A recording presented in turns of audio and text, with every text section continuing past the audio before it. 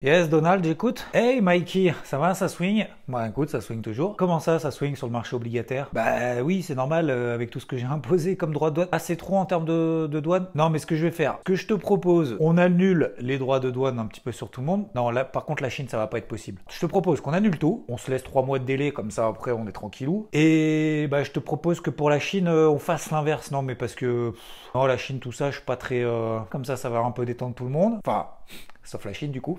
Merci Mikey. Oui non, je sais que c'est pas Mikey, non mais vu que je m'appelle Donald. Voilà, t'envoies ça sur mon compte Twitter, c'est cool. X, sorry. Allez, vas-y.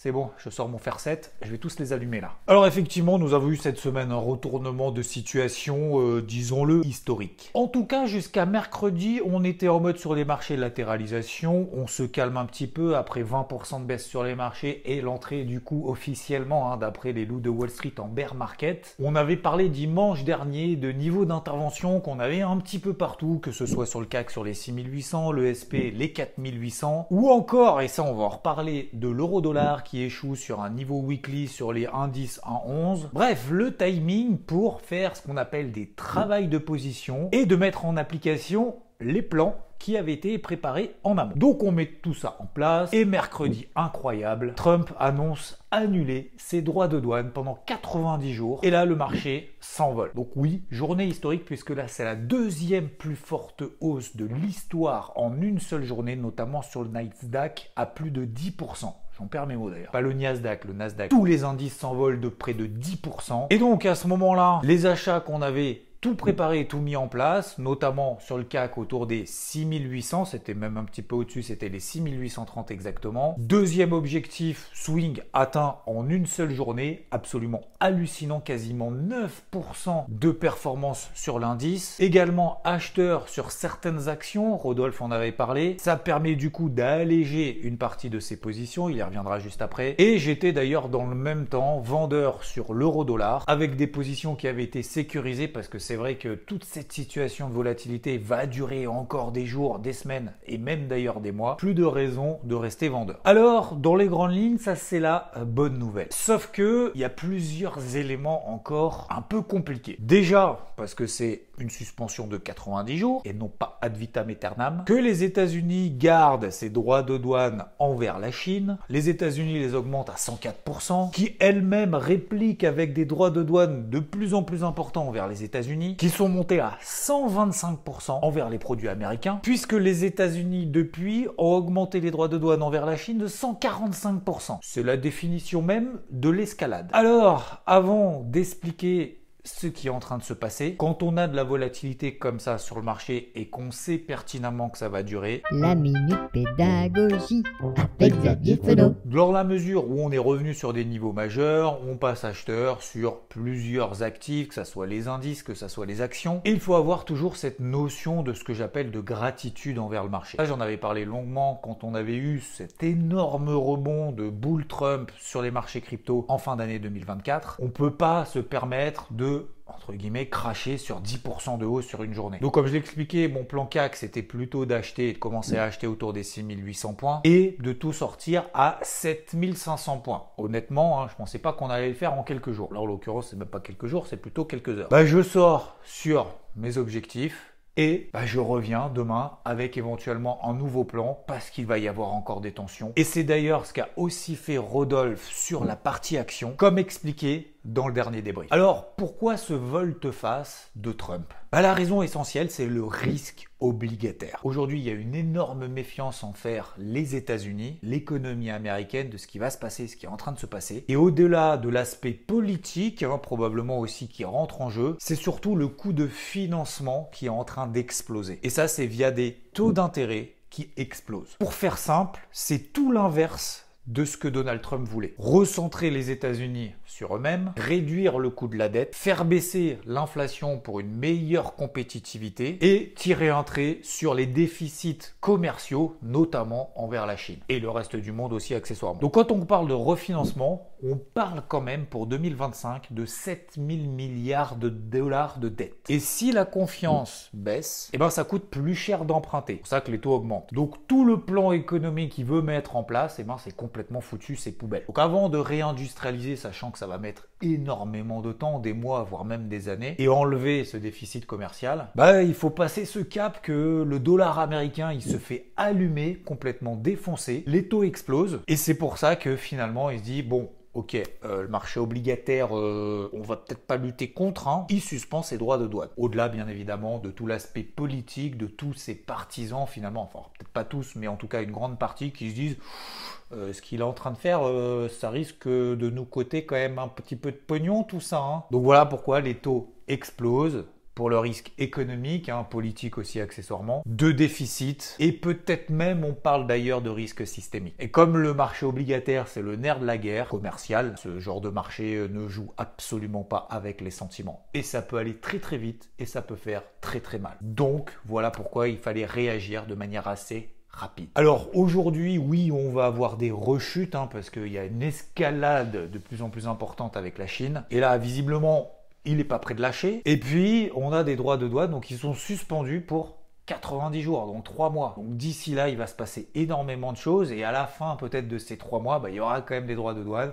Peut-être abaisser, ajuster, négocier. Aujourd'hui, on s'étonne aussi du fait que, mais qu'est-ce qu'il est en train de faire avec ces trucs-là? Alors, c'était dans son programme, il fait ce qu'il a dit, sauf qu'en vrai, c'est pas aussi simple que ça. Preuve en est. Donc, il est en train d'ajuster son curseur, qui peut parfois paraître quand même relativement violent. Aujourd'hui, on a quand même clairement un soulagement avec ces suspensions de droits de douane, et on a eu d'ailleurs un deuxième soulagement cette semaine, c'était les chiffres d'inflation aux États-Unis, qui sont en nette baisse, et même au-delà de ça, ils étaient même meilleurs qu'attendu. Donc disons qu'aujourd'hui, vu le bazar de cette guerre commerciale, c'est un petit catalyseur positif, hein, ça va pas changer la donne. Mais c'est déjà ça. Donc c'est pour ça qu'il va falloir encore être progressif dans les rebonds, aussi bien d'ailleurs que dans les rechutes, en termes d'investissement, de trading, d'ajustement de ses positions, etc. Et puis, dernière chose, la publication, non pas la publication, mais les publications qui recommence, oui, le premier trimestre 2025, ça y est, c'est terminé, donc on va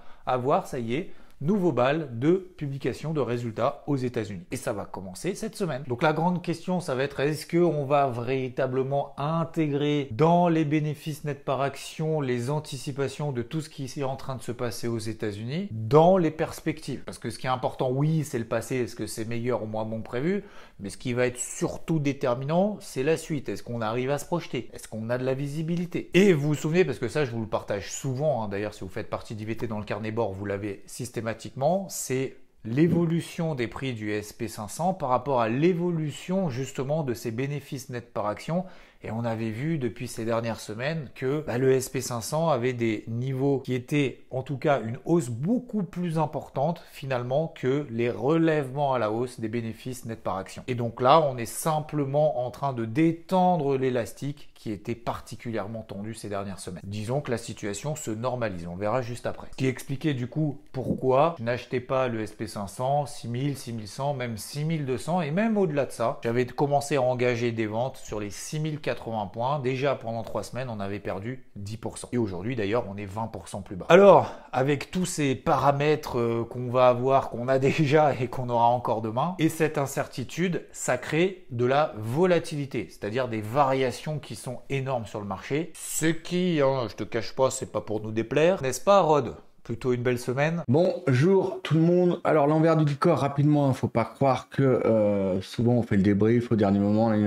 Moi pour ma part, je suis partisan de pas de script, pas de préparation, comme ça je vous dis les choses telles qu'elles me viennent dans ma tête, dans mon cœur, etc., etc. Donc là vous voyez les 4h30, 12 avril, donc samedi matin. Et donc je vais vous partager quelques éléments. Bon, j'essaierai la semaine prochaine de mettre ma petite caméra, ma petite tête. Donc là vous aviez, c'était le plan d'hier quand on a acheté les indices américains avec la stop sous la mèche. Donc ce qui est important déjà, au-delà du fait de définir votre profil, le plus important, c'est aussi, si vous voulez investir sereinement, que vous soyez ultra actif ou pas du tout actif, la volatilité actuelle, offre des opportunités incroyables de travail, mais à la fois pour les traders au quotidien en intraday, mais également pour celui qui n'a pas le temps et qui veut simplement préparer ses investissements progressifs et calculés. Ce que j'ai fait pour ma part je vous l'ai partagé de partout sur les réseaux, notamment sur mon Telegram. La ligne de conduite, c'était simple, c'était par rapport au SP500. SP500, premier gros niveau autour des 4850. C'est là où, lundi matin, j'ai essayé de vous faire investir que je pouvais sur les actions, sur certaines actions, mais également sur les indices. J'avais un niveau d'investissement sur ce niveau à hauteur de 50%, c'est-à-dire qu'il faut aussi prendre en compte le contexte actuel.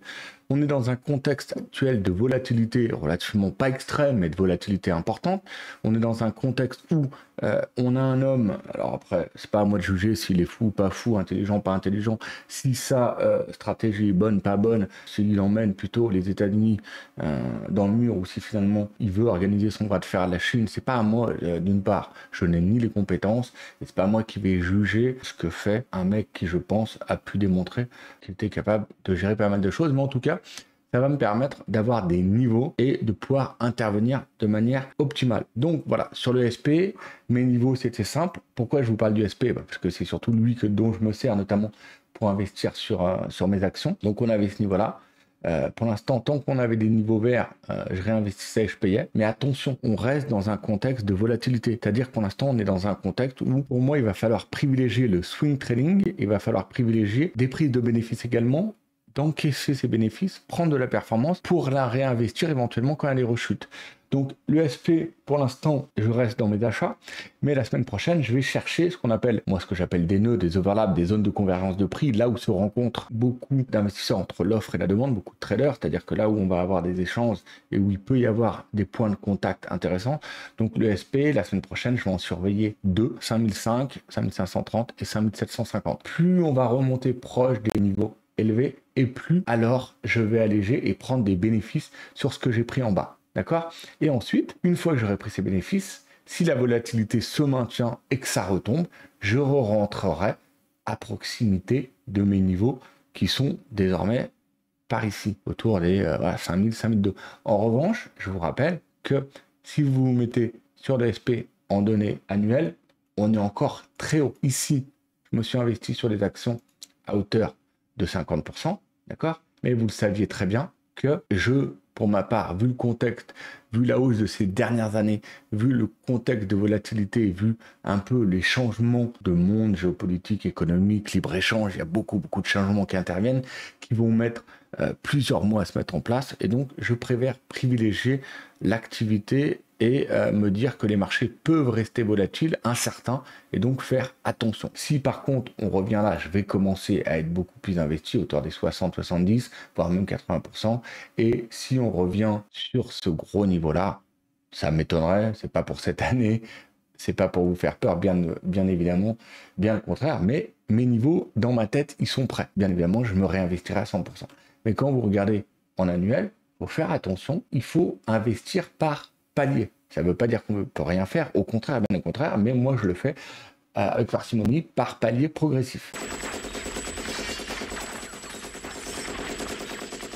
Ce que je vous ai donné sur mon Telegram et qu'on a partagé ici la semaine dernière, c'était donc, il y avait AMD qui était sur une belle zone, mais il y avait surtout Avgo, d'accord, sur sa MM20 mensuelle. Baba aussi, toujours. Alors elle est un peu plus en galère, que notamment on a eu des propos de Trump comme quoi il voulait délister un peu les actions chinoises du Nasdaq. Pour l'instant, elle reste bien orientée, elle m'inquiète pas trop. Une autre qu'on a beaucoup suivi sur IVT aussi, c'est DEC, Deckers Outdoor. Donc vous voyez, retour sur la MM20 mensuelle, toujours, mais vous savez que j'interviens souvent par palier proche des grosses moyennes mobiles en mensuel ou en trimestriel. Société Générale, que là j'ai insisté pour que vous la repreniez lundi matin autour des 31, 32. Donc superbe réaction sur la MM7 mensuelle. Vous voyez, par exemple, sur Société Générale, c'est une valeur où j'ai déjà sorti 30%, parce qu'elle a pratiquement repris 30%, 25%, je suis déjà sorti 30%.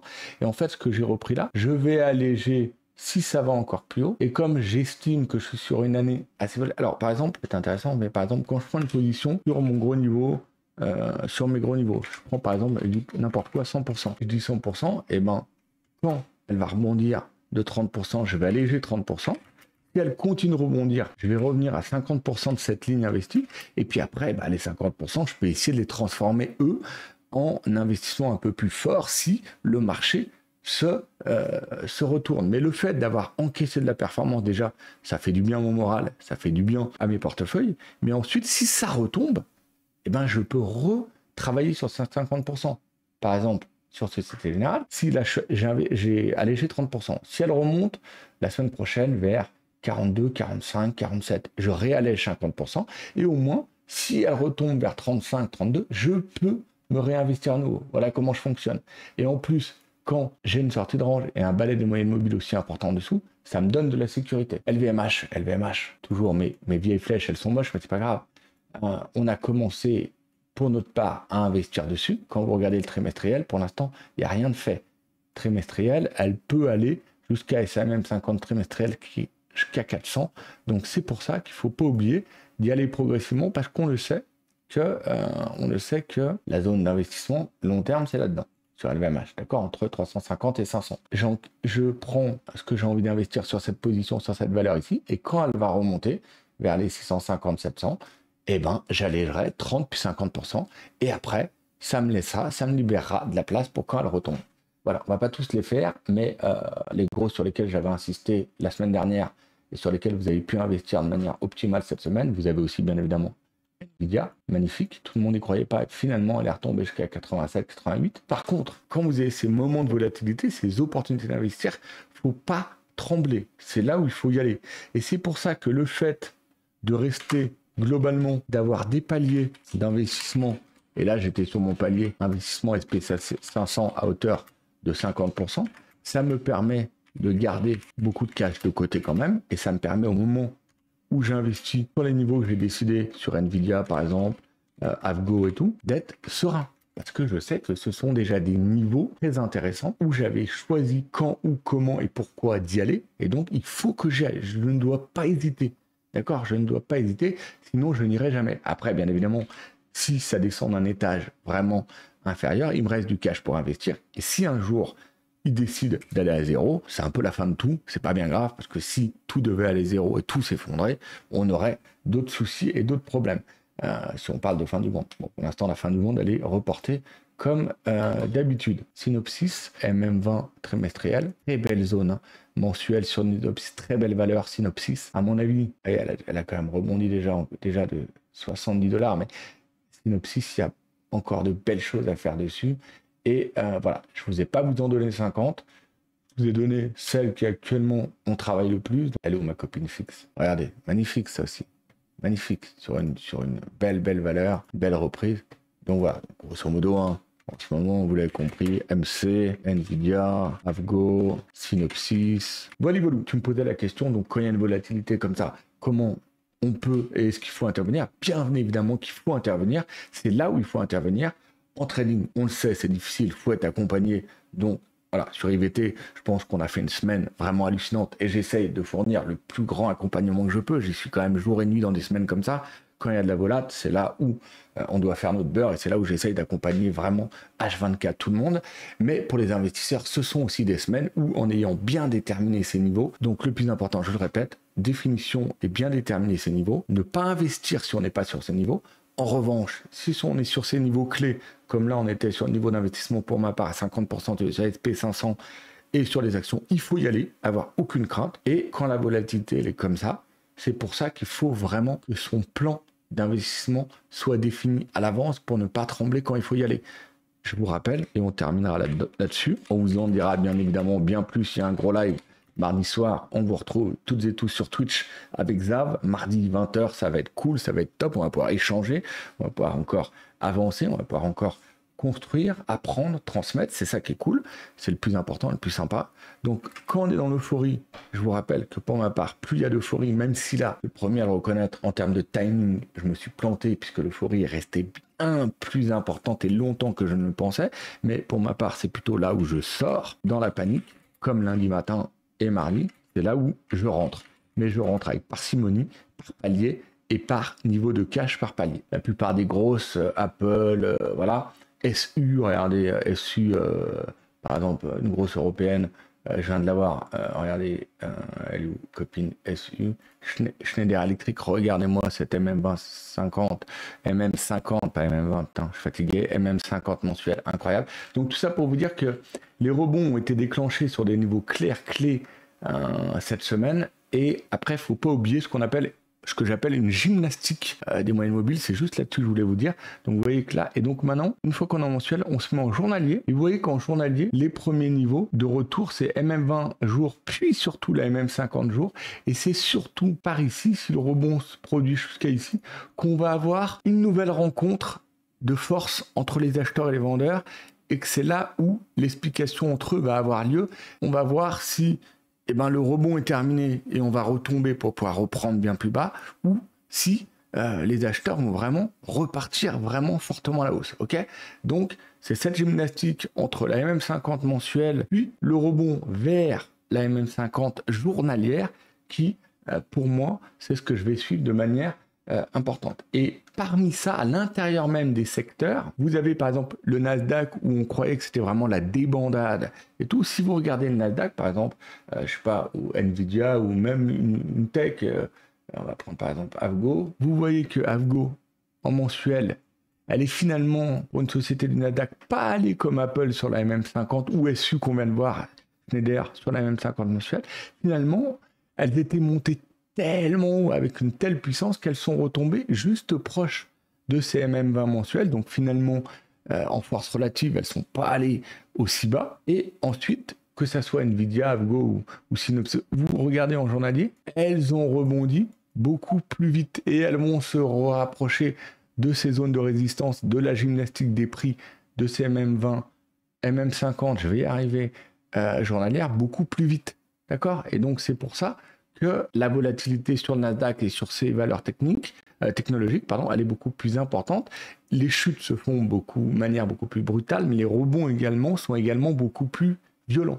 Ok, voilà, donc 2 choses à suivre et je terminerai là-dessus. Après, je vous embête pas plus. Bon, ça, c'est ce que je viens de faire. Gymnastique des prix, principalement. Là, on est allé sur les MM50 mensuels, grosso modo, sur toutes les grosses. Et donc là, rebond en cours jusqu'au MM20 jours, puis MM50 jours. Et c'est là où la nouvelle bataille entre les acheteurs et vendeurs va recommencer. Je vous embête pas plus. Excellent dimanche toutes et tous. Donc sur le CAC, je vous l'ai dit, et je vais continuer justement de cette manière-là. Acheteur plutôt en bas, ça veut dire autour déjà dans un premier temps des 6800 points. Il faut se garder aussi des cartouches parce qu'on peut descendre clairement, encore une fois au cours de ces prochains jours et semaines, 1, 2, 3 étages plus bas. Donc c'est pour ça qu'il faut surtout ne pas faire all-in, levier max maintenant. Et puis dès qu'on a des rebonds, parce que forcément quand on a des baisses qui sont énormes comme ça, on a des rebonds qui sont proportionnellement tout aussi importants. Alors on n'aura peut-être pas encore des rebonds de 10% dans la journée, mais il y en aura. Donc ça veut dire qu'il faut alléger au moins une partie dès que ça rebondit. Sur le CAC, je vous disais, je vendais cette zone des 8150, 8200 points, la même zone que 2024. Aujourd'hui, plutôt sur les 6800, moi je préfère acheter ces zones-là sur repli. Clairement, c'est trop tard pour vendre maintenant, même si oui, on peut descendre de 2 ou 3 étages plus bas, mais c'est le moment de faire progressivement ses courses. D'ailleurs, la zone des 7005, où on est sorti cette semaine sur IVT, c'était une zone absolument incroyable, c'était quasiment d'ailleurs le point haut. On arrive sur une belle zone weekly sur cette zone des 4800 points sur le SP500, et si on prend un petit peu de recul, on voit finalement que la tendance de fond, elle reste haussière. Oui, certains diront qu'on est en train en bear market,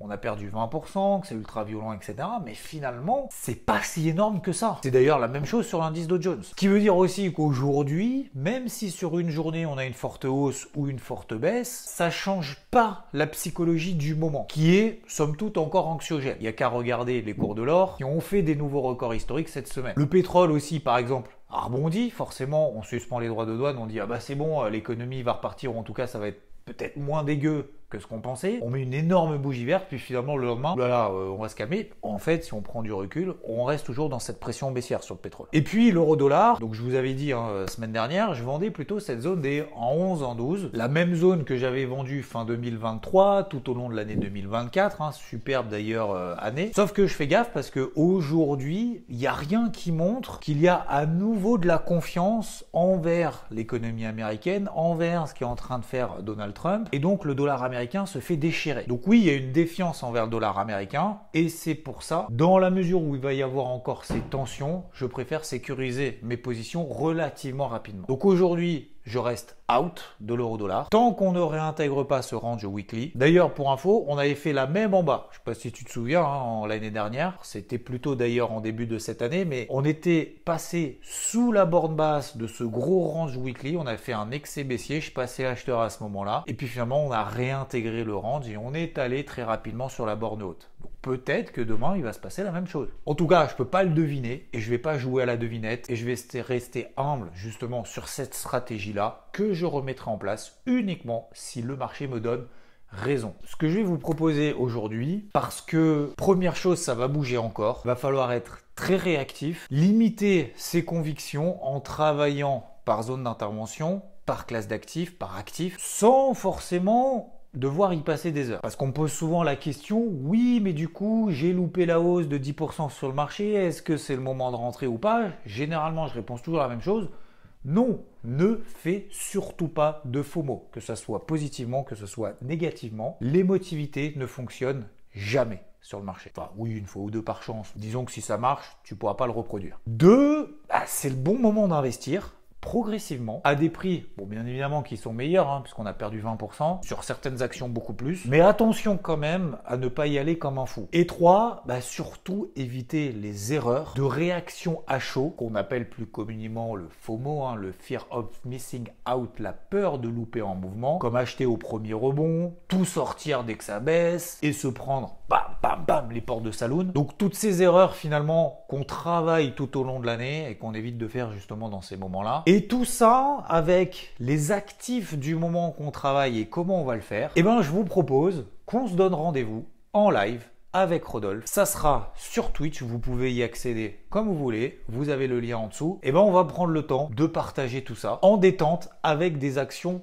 concrètes. Encore une fois, le but, c'est de partager dans ces moments-là notre expérience, les erreurs qu'on a faites et qu'on va éviter de reproduire, les réussites avec des mises en application assez simples sans forcément y passer beaucoup de temps, sans forcément chercher le point bas et le point haut surtout, en ayant l'humilité de reconnaître que personne ne le sait, mais il y a des petites choses quand même à mettre en place qui permettent d'optimiser tout ça. Donc on se donne rendez-vous mardi soir. Ça sera bien évidemment en détente, dans la bonne humeur comme toujours. Sérieux, sans se prendre au sérieux et surtout en évitant de la météo de la veille. En attendant, les crypto-monnaies résistent dans tout ce bazar. J'ai fait une vidéo débrief crypto que vous retrouvez sur cette chaîne il y a quelques jours. Donc n'hésitez pas à aller la consulter si vous êtes passé au travers. Pour le moment, ça résiste bien. Le Bitcoin, au moment où je tourne la vidéo, est repassé au-dessus des 80 000 $, donc faut tenir, même si c'est difficile et ça va continuer à rester difficile ces prochaines semaines et ces prochains mois. Publication d'entreprise la semaine prochaine aux États-Unis à suivre. On aura également la Banque Centrale Européenne, d'ailleurs on aura aussi la Banque Centrale du Japon qui va s'exprimer, donc peut-être qu'il y aura quelques petites idées concernant la politique qu'est en train de mettre en place Trump et les droits de douane. Bref, il faut rester en alerte. Vous êtes probablement certains d'entre vous aussi en vacances. On va continuer de